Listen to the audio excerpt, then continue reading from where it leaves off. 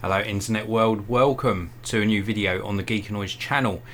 In today's video I want to show you a NAS device from Buffalo. This is one of the Buffalo TeraStations. A big thank you must go out to Buffalo for sending this out for the review. I'm going to tell you the good, the bad, the ugly. Most of it's good though, because this is a 4-bay NAS device or network attached storage. A little bit of background for you first of all on what a NAS device is. A NAS can come as a 1-bay up to probably about 16, maybe even 32 bays if you're going for something very extreme. The regular sort of NAS devices that you would use at home would be between 1 and 4 bays, and bays means that you can install between 1 and 4 3.5 inch or 2.5 inch hard drives. And then it puts all of these hard drives together in various configurations so that you can actually store your files on these. That could be documents, photos, movies, music, pretty much anything you want to store on these, you can store on them in a central location. And then this does not connect directly to your computer. It actually connects to your network via an Ethernet cable. And what that means is you can then access your files across multiple devices. So you could access your files on a desktop computer like I got here, or you could access your files on a laptop, or sometimes with a lot of these devices you could even access them on a smartphone or a tablet. So you've got this sort of central location for all of your files, and then you can access your files, but not only you, if you're using it in a business environment, or even a home environment, but mainly businesses, then multiple users can actually access the files as well. Now this is really targeted towards business users. If you're looking for something that you're going to use maybe in a home environment, then please do check out the link down in the video description to the Buffalo website.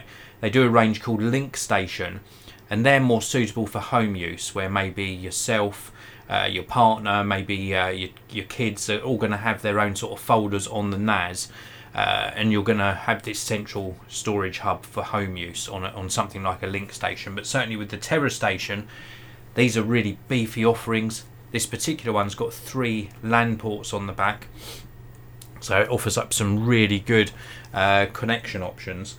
Forgot to put my mic on there. That's what happens with live videos.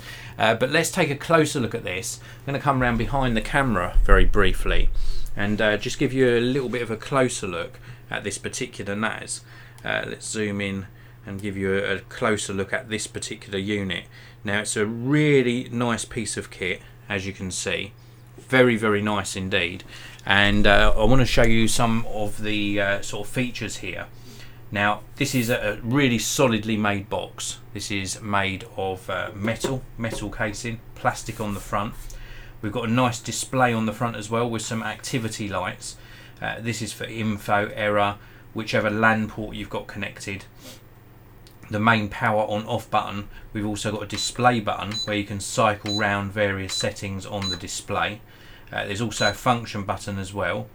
And then down below here you've got a fan which you can hear blowing out air. We've also got a lock, and behind this lock, if you unlock this, you've got the bays where you're going to put your hard drives. And this is all connected at the moment. You can see some cables coming out the back. One of them is a power cable, and this white one here that you can see me holding is the Ethernet cable. Now in use, a lot of people ask this, is it noisy? Well, it can be quite noisy. You can definitely hear the fans going, and one of the negative points I found with this is when it's turned off, there is a little bit of transformer hum or whine on this particular unit. That might be just on this particular one, but something to bear in mind that if you're doing video production, for example, like me, you might want to store this away in a separate room, away from where your microphones are or where you're recording. But certainly for the sort of intended use in an office, if this was tucked away on a shelf somewhere, you wouldn't really be bothered by it. It's a very nice unit. Now this has got 4 2TB drives in here. They're configured at the moment so that if 1 or 2 of the drives fail, I don't lose any of the data. It's a RAID configuration at the moment. I think it's on RAID 6 at the moment. So it's got that fail safe of if some of the drives fail, I won't lose the data. I replace the faulty drives if that happens, and then it will rebuild the data. And even if you're using one of Buffalo's other devices, like a link station, maybe with just a 2-bay in there with 2 hard drives, you can set that up either in a RAID 0 or a RAID 1 configuration, and in the latter it will mirror the data from one drive to the other. So that's what these are. It's a collection of hard drives, central storage, connected instead of something like instead of being connected by something like USB, it's connected via Ethernet to your network, and then you can actually access the files as long as you're connected to that network, either wired or wirelessly. Now, to control these, let me just show you this. This is the software. It's a web-based software, and you access the control panel via the IP address of the device.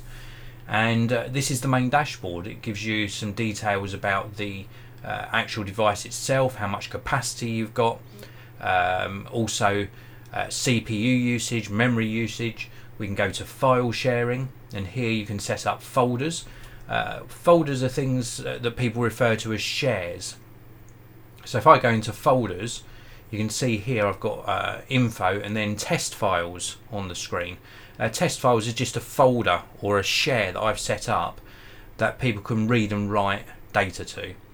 Then we've also got user setup, we've got groups, we can even set the amount of data that somebody can save to a folder, so you can restrict it in that way. And then you've got various file sharing services. SMB and AFP are the ones I'm using at the moment, but we've got FTP, SFTP, web access, NFS and rsync. Web access, really useful, means if you're in another country, for example, you can still access your files very easily. So that's a nice feature as well. Storage just gives you a rundown on the drives that are installed. If I click on one of these, you can see here we've got array 1, so all of these drives belong to the one array. They're all 2 terabytes each, and the actual capacity I've got to write to is 3.6 terabytes, or 3660 gigabytes to be precise. And you can set up various different arrays and share them accordingly. We can also connect a USB drive to the USB socket in the back of this, which is really nice. RAID setup. Here we can go into the RAID mode. We're currently in RAID 6. We've also got LVM and iSCSI settings as well. Cloud storage, you can get this off Microsoft OneDrive, and what that means is if you're actually if you're using one of these cloud services, you can actually have this automatically synchronize all of your files to that one service. So that's really useful. That means that you can actually have this automatically back up to a cloud service if that's something that you use. So really useful features built into this particular device. We've also got antivirus built in as well. Network setup, you can do things like port trunking. Backup services as well, so you can get this to automatically schedule backup jobs. And then we've got the main management control panel, where you can change things like sleep timer. You can also have it to turn on and off at certain times of the day. So really fully featured device, really very useful indeed.